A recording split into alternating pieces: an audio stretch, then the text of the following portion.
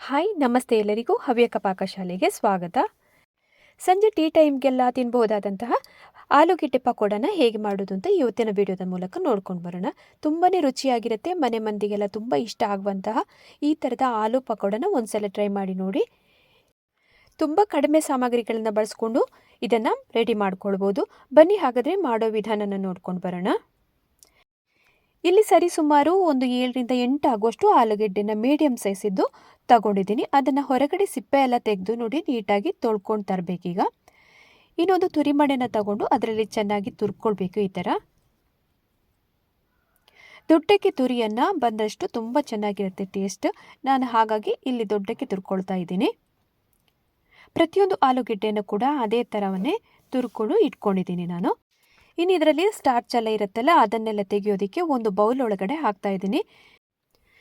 ಎಲ್ಲ ಬೌಲ್ನಲ್ಲಿ ಹಾಕಿ ಆದ ನಂತರ ಇದಕ್ಕೆ ಫುಲ್ ಈಗ ನೀರನ್ನು ಹಾಕ್ಕೊಳ್ಬೇಕು. ತಣ್ಣೀರನ್ನು ಹಾಕ್ಕೊಂಡು ಅದರಲ್ಲಿ ಚೆನ್ನಾಗಿ ಇದನ್ನೊಮ್ಮೆ ತೊಳಿಬೇಕು. ಚೆನ್ನಾಗಿ ನೀರಿಂದ ತೊಳೆದಾದ ನಂತರ ಇದನ್ನು ಸ್ಟ್ರೈನರಿಂದ ಸೋಸ್ಕೊಳ್ಬೇಕು.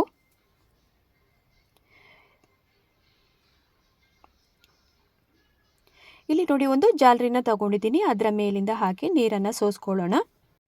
ಈ ಥರ ಸೋಸ್ಕೊಂಡು ಆದ ನಂತರ ಮೇಲಿಂದ ಇನ್ನೊಂದು ಲೋಟ ಆಗುವಷ್ಟು ನೀರನ್ನು ಹಾಕ್ಕೊಂಡು ಚೆನ್ನಾಗೊಮ್ಮೆ ತೊಳ್ಕೊಳ್ಳೋಣ. ಸ್ವಲ್ಪನೂ ಸ್ಟಾರ್ಚ್ ಎಲ್ಲ ಇಲ್ಲದೆ ಇರೋ ಥರ ನೋಡ್ಕೊಳ್ಳೋಣ. ಇನ್ನು ಇದನ್ನು ಕೆಳಗಡೆ ತೆಗೆದಿಟ್ಟು ನೀರೆಲ್ಲ ಚೆನ್ನಾಗಿ ಬಸ್ದು ಹೋಗುವಂತೆ ಒಂದು ತಟ್ಟೆನ ಅಡಿ ಭಾಗದಲ್ಲಿ ಇಟ್ಕೊಂಡು ಇದನ್ನು ಹಾಗೆಯೇ ಇಟ್ಕೊಳ್ಳೋಣ. ಈಗ ಆಲೂಗಡ್ಡೆ ತುರಿ ಜೊತೆಗೆ ಒಂದು ಈರುಳ್ಳಿಯನ್ನು ಕೂಡ ಈ ಥರನೇ ಕಟ್ ಮಾಡಿ ಹಾಕ್ಕೊಳ್ಬೇಕು. ಪ್ರತಿಯೊಂದನ್ನು ನೋಡಿ ಈ ಥರ ಬಿಡಿಸ್ಕೊಂಡು ಇಟ್ಟಿರಬೇಕು. ಇನ್ನೀಗ ಕೊತ್ತಂಬರಿ ಸೊಪ್ಪನ್ನು ತಗೊಂಡು ಅದರ ಕಾಂಡದ ಭಾಗ ಇದೆಯಲ್ಲ, ಈ ಥರ ಕಡ್ಡಿಯಾಗಿ ಬರುತ್ತಲ್ಲ, ಇದನ್ನು ಮಾತ್ರ ಉಪಯೋಗಿಸ್ಬೇಕು. ಇದಕ್ಕೆ ಸೊಪ್ಪು ಬೇಡ. ಈರುಳ್ಳಿಯನ್ನು ಕೂಡ ಅದೇ ಥರನೇ ಹೆಚ್ಚಿಕೊಂಡು ಇಟ್ಟಿರಬೇಕು. ಆಮೇಲಿಂದ ಕೊತ್ತಂಬರಿ ಸೊಪ್ಪಿನ ಕಡ್ಡಿ ಭಾಗನ ಕೂಡ ಹೀಗೆ ಕಟ್ ಮಾಡಿ ಇಟ್ಕೊಂಡಿದ್ದೀನಿ ಎಲ್ಲವನ್ನು. ಇಷ್ಟಿಷ್ಟು ಉದ್ದಕ್ಕೆ ಕಟ್ ಮಾಡಿ ಇಟ್ಕೊಳ್ಳಿ, ತುಂಬ ಚೆನ್ನಾಗಿರುತ್ತೆ. ಇನ್ನೀಗ ಆಲೂಗೆಡ್ಡೆನ ನಾವು ಸ್ವಲ್ಪ ಫ್ರೈ ಮಾಡ್ಕೊಳ್ಬೇಕು. ಅದಕ್ಕಾಗಿ ಒಂದು ಬಾಣಲೆನ ತಗೊಂಡು ಇದಕ್ಕೆ 1 ಟೇಬಲ್ ಸ್ಪೂನ್ ಆಗೋಷ್ಟು ಎಣ್ಣೆನ ಹಾಕ್ಕೊಂಡಿದ್ದೀನಿ, ತೆಂಗಿನ ಎಣ್ಣೆನ. ಕಡಿಮೆ ಉರಿಯಲ್ಲೇ ಇಟ್ಕೊಂಡು ಇದನ್ನು ಮಾಡಬೇಕು. ಇನ್ನೀಗ ಆಗಲೇ ಹೆಚ್ಚಿ ಇಟ್ಟಂತಹ ಈರುಳ್ಳಿ ಆಮೇಲಿಂದ ಕೊತ್ತಂಬರಿ ಸೊಪ್ಪಿನ ದಂಟುಗಳಿದೆಯಲ್ಲ, ಅದನ್ನು ಕೂಡ ಇದರ ಜೊತೆಗೆ ಹಾಕ್ಕೊಳ್ಬೇಕು. ಸ್ವಲ್ಪ ಫ್ರೈ ಮಾಡಬೇಕು ಇದನ್ನು ಕಡಿಮೆ ಉರಿಯಲ್ಲೇ ಇಟ್ಕೊಂಡು. ಇದನ್ನು ಒಂದು 2 ನಿಮಿಷ ಈ ಥರ ಬಾಳಿಸ್ಕೊಂಡು ಆದ ನಂತರ ನಾವು ಆಗಲೇ ಶೋಧಿಸಿ ಇಟ್ಟಂತಹ ಆಲೂಗೆಡ್ಡೆ ತುರಿದಿಟ್ಟಂಥದ್ದಿದೆಯಲ್ಲ, ಅದನ್ನು ಕೂಡ ಇದರ ಒಟ್ಟಿಗೆ ಹಾಕ್ಕೊಳ್ಬೇಕು. ಇನ್ನೀಗ ಇದನ್ನು ಮೀಡಿಯಂ ಉರಿಯಲ್ಲಿ ಇಟ್ಕೊಂಡು ಮಾಡಬಹುದು. ಚೆನ್ನಾಗೊಮ್ಮೆ ಮಿಕ್ಸ್ ಮಾಡಬೇಕು. ಮಿಕ್ಸ್ ಆದ ನಂತರ ನಾವು ಇದಕ್ಕೆ ಮಸಾಲೆನೆಲ್ಲ ಯಾವುದೆಲ್ಲ ಹಾಕ್ಕೊಳ್ಬೇಕು ಅಂತ ಒಂದ್ಸಲಿ ನೋಡ್ಕೊಂಡು ಬರೋಣ. ಸರಿಯಾಗಿ ಮಿಕ್ಸ್ ಆಗಬೇಕು ನೋಡಿ. ಅಡಿ ಭಾಗದಿಂದೆಲ್ಲ ಮೇಲೆ ತಂದು ಹೀಗೆ ಮಿಕ್ಸ್ ಆಯಿತು ಅಂದಾಗ ರುಚಿಗೆ ಎಷ್ಟು ಬೇಕಷ್ಟು ಉಪ್ಪನ್ನು ಕೂಡ ಹಾಕ್ಕೊಳ್ತಾ ಇದ್ದೀನಿ. ನಾನಿಲ್ಲಿ ಬ್ಲ್ಯಾಕ್ ಸಾಲ್ಟನ್ನು ಉಪಯೋಗಿಸ್ತಾ ಇದ್ದೀನಿ. ನೀವು ಬೇಕಿದ್ರೆ ಪ್ಲೇನ್ ಸಾಲ್ಟನ್ನು ಕೂಡ ಹಾಕ್ಕೊಳ್ಬೋದು, ರುಚಿಗೆ ಎಷ್ಟು ಬೇಕಷ್ಟು. ಆಮೇಲಿಂದ ಅಚ್ಚಕಾರದ ಪುಡಿನ ಹಾಕ್ಕೊಳ್ತಾ ಇದ್ದೀನಿ.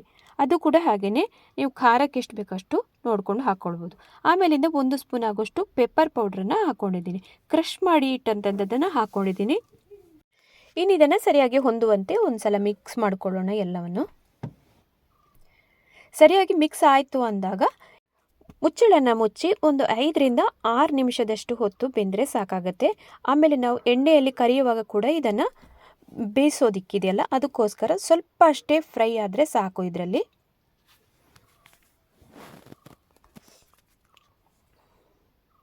ಚೆನ್ನಾಗಿ ಮಿಕ್ಸ್ ಮಾಡಿದ್ದೀನಿ. ಈಗ ಒಂದು ಮುಚ್ಚಳನ ಮುಚ್ಚಿ ಸ್ವಲ್ಪ ಹೊತ್ತು ಬೇಯಿಸ್ತೀನಿ ನೋಡಿ. ಇದು ಇಷ್ಟ ಆದರೆ ಸಾಕು. ಇನ್ನು ಇದನ್ನು ತೆಗೆದು ಕೆಳಗಡೆ ತಟ್ಟೆಗೆ ಹಾಕ್ಕೊಳ್ಬೇಕು. ತಟ್ಟೆಗೆ ಹಾಕಿ ಆದ ನಂತರ ಸ್ವಲ್ಪ ತಣ್ಣಗಾಗೋದಕ್ಕೆ ಬಿಡೋಣ. ಆರಿದ ನಂತರ ಇದಕ್ಕೆ ಒಂದು 4ರಿಂದ 5 ಸ್ಪೂನ್ ಆಗುವಷ್ಟು ಅಕ್ಕಿ ಹಿಟ್ಟನ್ನು ಹಾಕ್ಕೊಂಡಿದ್ದೀನಿ. ಆಮೇಲಿಂದ 2 ಸ್ಪೂನ್ ಆಗುವಷ್ಟು ಕಾರ್ನ್ ಫ್ಲೋರನ್ನು ಹಾಕ್ಕೊಳ್ಬೇಕು. ನಿಮಗೆ ಕ್ವಾಂಟಿಟಿಯನ್ನು ನೋಡಿಕೊಂಡು ನೀವು ಹಾಕ್ಕೊಳ್ಳಿ. ಸರಿಯಾಗಿ ಬೈಂಡಿಂಗ್ ಆಗಬೇಕು ಅಲ್ಲಿ ತನಕ ಹಾಕ್ಕೊಳ್ಬೇಕು ಅಕ್ಕಿ ಹುಡಿ ಆಮೇಲಿಂದ ಕಾರ್ನ್ ಫ್ಲೋರು. ಆಮೇಲೆ 1 ಸ್ಪೂನ್ ಆಗುವಷ್ಟು ಸೋಂಪನ್ನು ಹಾಕ್ಕೊಂಡಿದ್ದೀನಿ. ಆಮೇಲೆ ರುಚಿಗೆ ಎಷ್ಟು ಬೇಕಷ್ಟು ನೀವು ಉಪ್ಪನ್ನು ಕೂಡ ಹಾಕ್ಕೊಳ್ಬೋದು. ಈಗ ಆಗಲೇ ಬ್ಲ್ಯಾಕ್ ಸಾಲ್ಟನ್ನು ಹಾಕಿರೋದ್ರಿಂದ ಮೇಲಿಂದ ಎಕ್ಸ್ಟ್ರಾ ಬೇಕಿದ್ರೆ ಹಾಕ್ಕೊಂಡು ಚೆನ್ನಾಗಿ ಮಿಕ್ಸ್ ಮಾಡಿಕೊಳ್ಬೇಕು. ಸರಿಯಾಗಿ ಮಿಕ್ಸ್ ಆದ ನಂತರ ನೋಡಿ ಕೈಯಲ್ಲಿ ಈ ಥರ ಶೇಪ್ ತರಬೇಕು. ನೀವು ಈ ಪಕೋಡ ಎಲ್ಲ ಯಾವ ಥರ ರೌಂಡ್ ಶೇಪಲ್ಲಿ ಬೇಕಾದ್ರೆ ಆ ರೌಂಡ್ ಶೇಪಲ್ಲಿ ಕೂಡ ಮಾಡ್ಬೋದು. ನಾನಿಲ್ಲಿ ಉದ್ದಕ್ಕೆ ಸಿಲಿಂಡರ್ ಟೈಪಲ್ಲಿ ಮಾಡ್ತಾಯಿದ್ದೀನಿ. ಪ್ರತಿಯೊಂದು ಪಕೋಡನ ಕೂಡ ಇದೇ ಥರ ಶೇಪ್ ಕೊಟ್ಟು ನಾವು ಇಟ್ಟಿರಬೇಕು. ಇನ್ನು ಕಾದ ಎಣ್ಣೆಯಲ್ಲಿ 1 ಬೈ 1 ಹಾಕ್ತಾ ಬಂದು ಇದನ್ನು ಕರೆದು ತಗೊಳ್ಬೇಕು. ಹೈ ಊರಿನಲ್ಲಿ ಇಟ್ಕೊಂಡಿದ್ದೀನಿ, ಯಾಕಂದರೆ ನಾವು ಆಗಲೇ ಆಲೂಗೆಡ್ಡೆನೆಲ್ಲ ಹುರಿದಿದ್ದೀವಲ್ಲ, ಸ್ವಲ್ಪ ಅರ್ಧದಷ್ಟು ಬೆಂದಿರುತ್ತೆ ಇದು. ಅದಕ್ಕಾಗಿ ಹೈ ಫ್ಲೇಮಲ್ಲೇ ಇಟ್ಕೊಂಡು ಇದನ್ನು ನೋಡಿ ಡೀಪ್ ಫ್ರೈ ಮಾಡಿದ್ರೆ ಆಯಿತು. ಹೊಂಬಣ್ಣ ಬರುವ ತನಕ ಇದನ್ನು ಕರೆದು ತೆಗಿಬೇಕು. ತುಂಬಾ ರುಚಿಯಾಗಿರುತ್ತೆ. ಟೀ ಟೈಮಿಗೆಲ್ಲ ಒಂದ್ಸಲ ಟ್ರೈ ಮಾಡಿ ನೋಡಿ. ಸ್ವಲ್ಪ ಡಿಫ್ರೆಂಟಾಗಿ ಕೂಡ ಇರುತ್ತೆ, ಹಾಗೆಯೇ ತುಂಬ ಟೇಸ್ಟಿಯಾಗಿ ಕೂಡ ಬರುತ್ತೆ. ಒಂದ್ಸಲ ಮಾಡಿ ನೋಡಿ ಮನೆಯಲ್ಲಿ, ಆಗ ಗೊತ್ತಾಗುತ್ತೆ ನಿಮಗೇ. ಫಸ್ಟ್ ಬ್ಯಾಚ್ ಇದೆಲ್ಲ ರೆಡಿ ಮಾಡಿ ಇಟ್ಕೊಂಡಿದ್ದೀನಿ. ಇನ್ನೀಗ 2ನೇ ಬ್ಯಾಚ್ ಇದನ್ನು ಕೂಡ ಹಾಕ್ತಾ ಇದ್ದೇನೆ. ಅದನ್ನು ಕೂಡ ಹಾಗೆಯೇ ಸೇಮ್ ಹೈ ಊರಿನಲ್ಲೇ ಇಟ್ಕೊಂಡು ಹುರಿತಾ ಇದ್ದೀನಿ. ನೋಡಿಕೊಂಡು ಇದನ್ನು ಮಾಡ್ಕೊಳ್ಬೇಕಾಗತ್ತೆ. ಆಗಾಗ ಚೆಕ್ ಮಾಡ್ತಾ ಇರಬೇಕು. ಸೌಟನ್ನು ಹೇಗೆ ಹಾಕ್ಕೊಂಡು ಬೇಗನೆ ಸೀದು ಹೋಗುತ್ತೆ. ಇಲ್ಲ ಅಂತಂದರೆ 2 ಸೈಡು ಕೂಡ ಚೆನ್ನಾಗಿ ಫ್ರೈ ಆಗಬೇಕು. ಅಲ್ಲಿ ತನಕ ಇದನ್ನು ಮಾಡಿ ತೆಗೆದಿಟ್ಟಿದ್ದೀನಿ ಎಲ್ಲವನ್ನು. ನೋಡಿದ್ರಲ್ವಾ ಆಲೂಗೆಡ್ಡೆಯಿಂದ ಯಾವ ಥರ ಪಕೋಡನ ರೆಡಿ ಮಾಡ್ಕೊಳ್ಳೋದು ಮನೆಯಲ್ಲಿ ಅಂತ. ಮನೇಲಿ ಒಂದ್ಸಲ ಟ್ರೈ ಮಾಡಿ ನೋಡಿ, ಹೇಗೆ ಬಂತು ಅಂತ ಕಮೆಂಟ್ ಮಾಡಿ ತಿಳಿಸಿ ನನಗೆ. ವಿಡಿಯೋ ಇಷ್ಟ ಆದಲ್ಲಿ ಲೈಕ್, ಶೇರ್, ಸಬ್ಸ್ಕ್ರೈಬ್ ಮಾಡಿ. ಇನ್ನೊಂದು ಹೊಸ ರೆಸಿಪಿಯೊಂದಿಗೆ ನಾನು ನಿಮ್ಮನ್ನು ಸಿಗ್ತೀನಿ. ಅಲ್ಲಿ ತನಕ ನಮಸ್ಕಾರ.